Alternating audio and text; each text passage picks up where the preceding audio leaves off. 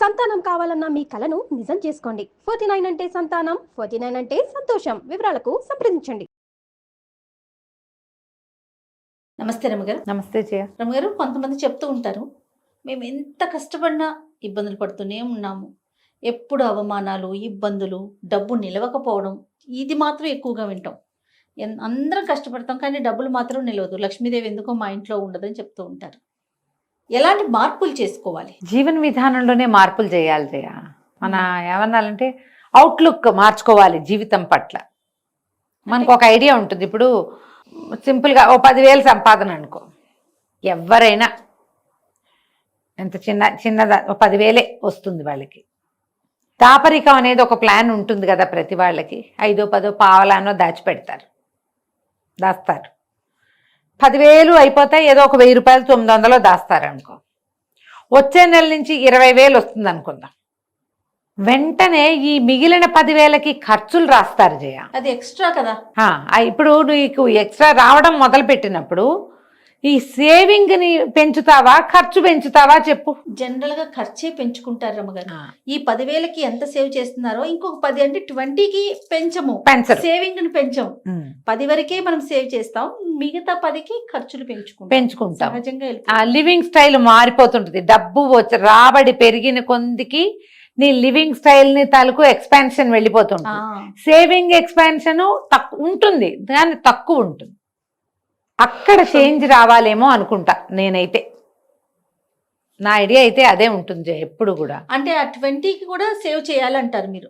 ఇప్పుడు ఏంటంటే నీకు 10,000 వస్తే నువ్వు 10,000లో సర్దుకుని 1,000 రూపాయలు దాచగలిగినప్పుడు 20,000 వస్తే ఈ 10,000 నీకు ఎక్స్ట్రానే. ఇప్పుడు లివింగ్ పెంచుకున్న ఒక 2,000కి లివింగ్ పెంచుకుని 8,000 అయినా దాచేయాలి. నువ్వు దాచాలనుకో కనీసం, అప్పుడు నువ్వు 5,000 అయినా దాచగలుగుతావు, 2,000, 4,000 అయినా దాచగలుగుతావు. 10,000 వస్తున్నప్పుడు 1,000 దాచగలిగిన వాడివి 20,000 వచ్చినప్పుడు 2,000 దాస్తానంటే ఎలా కుదురుతుంది? అట్లా కుదరదు. 20,000 వచ్చినప్పుడు కనీసం 7-8,000 రూపాయలు మొత్తం ఆల్ టుగెదర్ దాచగలగాలి. అది ఎప్పుడంటే మీరు అన్నట్లుగా ఖర్చులు పెంచుకోకుండా. ఖర్చులు అవసరాలు పెరుగుతాయి సహజంగా.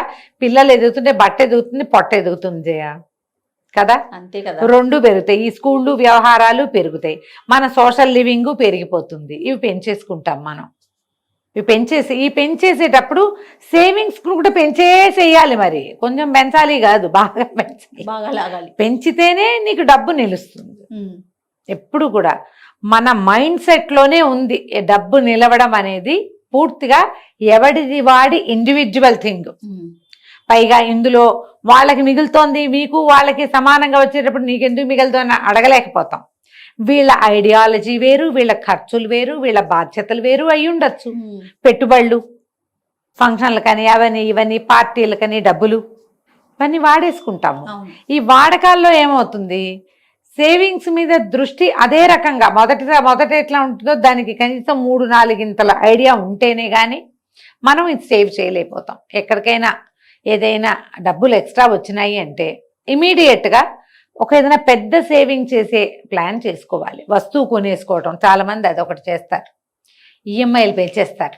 డబ్బు రాబడి పెరుగుతుందనగానే ఓ 1,00,000 రూపాయల వస్తువు ఏదైనా కొనేసేయటం, 2 వస్తువులు కొనేసుకోవడం, 3 వస్తువులు, ఫోన్లు, టీవీలు, ఫ్రిడ్జ్లు, వాషింగ్ మిషన్లు, డిష్ వాషర్లు, ఏసీలు, బైకులు, కార్లు, ఇంట్లోకి రకరకాల సామాగ్రి, ట్యాబులు, తర్వాత ఏమో ల్యాప్టాప్లు, కంప్యూటర్లు పిల్లలకి, వీటన్నిటి ఈఎంఐలు పెంచుకుంటారు.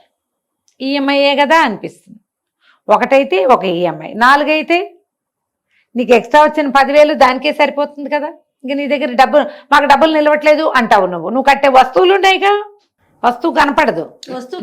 మొదటి రోజే అది కొన్న 2-3 రోజులే మనకి వస్తు భ్రాంతి ఉంటుంది, వస్తు ఉత్సాహం, పుత్రోత్సాహం లాగా. 4-5 రోజులు పోయాక ఈఎంఐ నిరుత్సాహమే మొదలవుతుంది.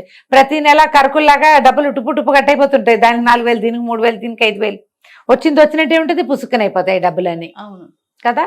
అంత వస్తుభ్రాంతి పడద్దు. ఒకటి, నీకు డబ్బులు ఆదా చేయాలంటే లివింగ్, మన తిండి ఖర్చులు, బయటికి వెళ్ళటాలు, కొనుక్కోటాలు, బట్టలు, అవి ఎక్కువ పెంచకండి, కొంచెం పెంచండి. అంటే మేము మార్చుకోవద్దా, ఎప్పుడు మేము ఇలాగే ఉండాలా అంటే ఎలా కుదురుతుంది చెప్పు? అందుకని పిసినారిలాగా ఉండద్దు. పిసినారిగా కాదు, కొంచెం పెంచాలి. కొద్దిగా పెంచాలి. వాళ్ళ డబ్బు 4 దారుల వస్తూ ఉంటే ఒక కథ చేయ.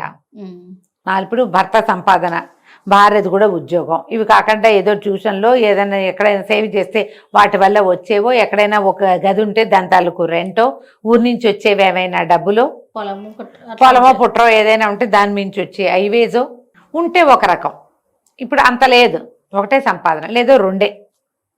మరి అలాంటప్పుడు ప్లాన్ చేసుకోవాలి కదా. ఖచ్చితంగా డబ్బు నిలవకపోతే బేసిక్గా మైండ్ సెట్, సేవింగ్ ఐడియాస్ లేకపోవటం, ఎక్కువగా షాపింగ్ చేయటం, ట్రిప్స్ బాగా, ఫుడ్కి ఎప్పుడు బయటికి వెళ్ళటం.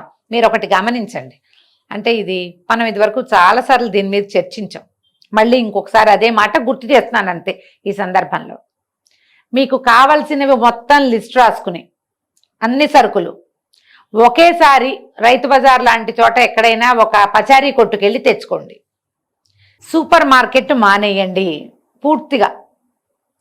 బిగ్ బాస్కెట్ వ్యవహారం ఫోన్ చేస్తే ఆన్ చేస్తే వచ్చేసే వాటికి వెళ్ళొద్దు, అస్సలు నో.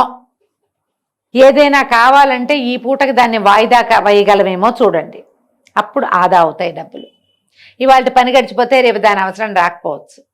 మనం బజార్ వెళ్ళే కొనుక్కుంటే వాడికి ఇచ్చే ఏమంటారు ఛార్జెస్ తగ్గిపోతాయి, దాని మీద ఉన్న ప్రైస్ తగ్గిపోతుంది. రీటైల్ ఛార్జెస్ కొంచెం తక్కువగా ఉంటే మనం హోల్సేల్ షాపుల్లో, చిన్న షాపుల్లో కొనుక్కుంటే లిస్ట్ ప్రకారం నెలకొక్కసారి లిస్ట్ రాసి కావాలంటే ఒక 6 నెలలు ట్రై చేసి చూడండి మీరు. ఇది నా స్వానుభవం కూడా చేయ. ఈ జెప్టోలు వచ్చినాయి కదా, బోలెడన్ని యాప్లు, 10 నిమిషాల్లో మన ముందు ఉంటుంది వస్తువు, ఏ వస్తువైనా. దీంతో డబ్బు ఎట్లా అయిపోతుందో తెలీదు. లిస్ట్ రాసి సరుకులు తెచ్చుకుంటే, లిస్ట్ ప్రకారమే మనం నెలంతా వాడుకుంటే, ఎప్పుడో అత్యవసరమైతే పిల్లలో మీరు ఎవరో ఒకళ్ళు అలా వెళ్ళి తెచ్చుకోండి, తప్పదు. అప్పుడు మీకు డిఫరెన్స్ వస్తుంది, డబ్బులు కనపడతాయి, నిలబడతాయి. ఇవన్నీ కూడా మనం చేయాల్సిన పని. ఆర్డర్లు ఇవ్వడాలు, ఫుడ్ ఆర్డర్స్ అవి కూడా తగ్గించుకోవాలి. అసలు చెప్పద్దు. ఇక దానికి ఎంత ఖర్చు, అదేదో ఒకటి మనం చేసుకుంటే శుభ్రంగా కడుపు నిండా తింటాం, ఏ జబ్బులు చేయకుండా ఉంటే సేఫ్గా ఉంటాం. అలానే అనిపించదు. ఈ పని అంతా ఎవడు చేస్తాడు అనిపిస్తుంది. ఆ గ్యాస్ అవన్నీ లెక్కేసుకుంటే అంతకంటే ఎక్కువే అవుతాయండి అంటారు, అలా కూడా అంటారు. అది అంటారు, మనం బుక్ చేసుకుంటే ఒకళ్ళని తింటాం, అదే మనం వండుకుంటే నలుగురం తినేస్తాం. రాత్రి కూడా 4 పునుకులు ఉచ్చుకోవచ్చు చక్క. తప్పకుండా ఇవన్నీ కూడా మనం చేయాల్సిన పనులు. ఇవి కాకుండా శాస్త్రం ప్రకారం డబ్బు నిలవాలంటే ఇలా ఉండాలి, అలా ఉండాలి, మన పెద్దలు చెప్పినవి ఏమన్నా ఉన్నాయా రమ్మగారు? పాత పద్ధతుల్లో 3-4 చెప్తారు చేయ. ఇంట్లో నీళ్లు ఎక్కడో చోట పోతూ ఉండకూడదు. వాటర్ లీకేజ్, ఇది వరకు లీకేజీలు అంటే పాతకాలంలో లీకేజీలు ఏమి ఉండేవి చేయ, అప్పుడు అసలు లేవుగా. మరి ఎందుకు వచ్చిందంటారు? కానీ ఆ మాట చెప్పేవాళ్ళు. ఎక్కడైనా నీరు పోతూ ఉంటే, ఇప్పుడు మంచినీళ్ళు చిల్లికుండా బిందెల్లో పెట్టుకునేవాళ్ళు, బిందెల నుంచి నీళ్లు కారి వేస్ట్ అయిపోవటం. వాటర్ వేస్టేజీ డబ్బు వేస్టేజీ సమానం చేయకూడదు. అది ఇంట్లో నీళ్లు వేస్ట్ చేయకండి ఒకటి. ఫుడ్ వేస్టేజ్ చేయబోకండి. ఎక్కువ బాక్సులో పెట్టి పారేయించద్దు, ఎక్కువ వండి పారేయకండి. వస్తారని వండుకుంటే సాయంత్రం వాడేసుకోండి, దాన్ని పారేయకండి. చాలా ముఖ్యంగా ఇవి చెప్తారు. నీళ్ళు ఇప్పుడు మనకి అన్ని ట్యాపులే కదా, బాత్రూముల్లో, వాష్ బేసిన్లో, కిచెన్ సింకు, బాల్కనీలో బట్టలు ఉతుకోవడానికి వాషింగ్ మెషిన్కో ట్యాపు, డిష్ వాషర్ ఉంటే దానికో ట్యాపు. చుక్క లీక్ అవుతుంటే మీ డబ్బు అట్లా వృధాగా పోతుంది. వాటర్ లీకేజ్ పోనివద్దు. ఈ నీళ్లు తిప్పి మీరు గిన్నెలు తోమేటప్పుడు కూడా నీళ్లు దబదబా పోనివ్వబోకండి. నీళ్లు పోతూ ఉంటే డబ్బులు పోతాయి. ఇది లెక్క, పాత వాళ్ళు అట్లా చెప్పేవాళ్ళు. ఒకటి. రెండోది, చీకటి పడ్డాక కొన్ని వస్తువులు ఎవరికి ఇవ్వకూడదు అలా అనేవాళ్ళు. నేను నమ్మని చేయదాన్ని, అప్పుడు పద్ధతి అది అని చెప్పేవాళ్ళు. కానీ ఇప్పుడు అలా అని నేను అనుకోను. పెరుగు ఇవ్వకూడదు సాయంకాలం, తోడుకి ఇవ్వకూడదు చీకటి పడ్డాక ఇల్లు ఊడవకూడదు, లక్ష్మీదేవి వెళ్ళిపోతుంది, ఇలాంటివి చెప్పేవాళ్ళు. మీకు నమ్మకాలు ఉంటే పాటించండి, నాకైతే లేదు నమ్మకం.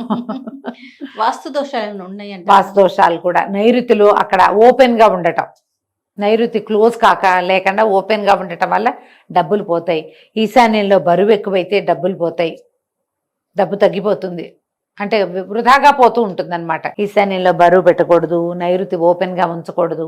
బీరువాలో అవి ఏమైనా ఉండి ఇనుప వస్తువులు, అది బీరువా నైరుతిలోనే పెట్టుకోవాలి. తర్వాత ఏమో ఇంకా ఏమంటారు, ఆకుపచ్చటి మొక్కలు అవి ఏమైనా కనపడుతూ ఉండాలి. తులసి అలాంటివి మొక్కల్ని చక్కగా కాపాడుకోవాలి. తులసికి ఏదైనా అయిందంటే డబ్బులు ఉండవు, అది చెప్పేవాళ్ళు. అదేలేండి, ఇవన్నీ పాత విధానాలే అనుకోండి, మీ ఇష్టం. ఎవరైనా అడిగితే లేదనకుండా ఎంతో కొంత కొంచెమైనా దానం చేయాలి. ఊరగాయలు పచ్చళ్ళు అలాంటివి కూడా రాత్రిళ్ళు కాదు పగళ్ళే ఇవ్వాలి. ఏదైనా అడిగితే లేదనకుండా అంత ఇవ్వకపోతే ఎంత ఇవ్వండి. తర్వాత ఎప్పుడు పడితే అప్పుడు ఎదురింటికి పక్కింటికి అప్పుకి వెళ్ళకూడదు. వాళ్ళు మన ఇంటికి వస్తే ఇవ్వచ్చు, మనం వెళ్ళొద్దు. అంటే ఎవరిళ్ళకి వెళ్ళరు కదా, వెళ్ళకుండా ఉండాలి. అప్పులు ఇవ్వటము తెచ్చుకోవటము ఇవన్నీ కూడా అంత మంచివేం కాదు. ఏదో అడిగారు అనుకో, కాస్త అన్నంలోకి ఏం లేదు ఆవకాయ పెట్టండి అంటే పెట్టచ్చు, దానం. ఓకే, అది అప్పు కాదుగా. నేను మీకు ఆవకాయ ఇచ్చాను నువ్వు మాకు ఆవకాయ ఇవ్వను అనరు. కాఫీ పొడి టీ పొడి అయితే వెనక్కి ఇస్తారు, ఆవకాయలు ఎవరిస్తారు? వాళ్ళకి లేక కదా మన అడుగుతారు. ఇట్లా ఆలోచించండి. పాతకాలపు పద్ధతులు కూడా కొన్ని మంచివే. ఓకే, మనం అలవాటు చేసుకుంటే బాగానే ఉంటుంది కదా. ఇల్లు శుభ్రంగా ఉంచండి. లక్ష్మి నిలవకపోవటానికి కారణము అపరిశుభ్రత కావచ్చు. శుచి శుభ్రత లేని చోట లక్ష్మీదేవి ఉండదు. ఎప్పుడో ఒక శ్లోకం ఉన్న వీడియో చేసాం, నాకు గుర్తుండి, చాణుక్యుడిది, కుచేలినం దంతమలోపసృష్టం అని.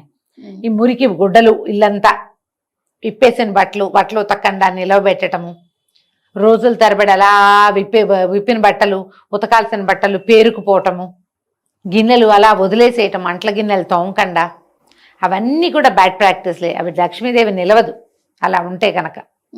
ఇల్లు శుభ్రంగా చేయండి. పాత డొక్కు ఎప్పటెప్పటెప్పటవో వస్తువులుంటే బయట పారేయండి. దుమ్ము ధూళి ఉంచద్దు. కార్నర్స్ అన్నీ చక్కగా బూజులు లేకుండా క్లీన్గా ఉంచండి. దేవతా మందిరం శుభ్రంగా ఉంచుకోండి. రోజు దీపం పెట్టండి. ఇంట్లో కాస్త ధూపం వేయండి సాయంకాలాలు. మొగుడు పెళ్ళం కొట్టుకోవద్దు.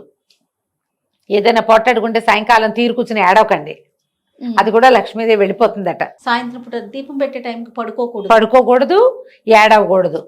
తీరు కూర్చుని శుక్రవారాలు మంగళవారాలు పోటాడుకుని ఏడ్చుకుంటూ కూర్చోవద్దు. శుక్రవారం మంగళవారం ఇళ్లలో ఏడవకూడదు. ఆడాళ్ళని ఏడిపించకండి, అప్పుడు మీకు డబ్బులు బాగా వస్తాయి. డబ్బులు బాగా వస్తాయి. పాత పద్ధతులు అలా పాటించే ఇవన్నీ మనకు మంచివేగా, అన్ని మంచివే. మీ ప్లానింగ్ ఐడియాలజీతో పాటుగా హ్యూమన్ రిలేషన్స్ బాగు చేసుకోవటం, ఇల్లు క్లీన్గా ఉంచుకోవటం, అవన్నీ కూడా మనకి లక్ష్మి డబ్బు నిలవడానికి సాధనాలుగా తెలుసుకుంటే మంచిది. నమస్తే. నమస్తే.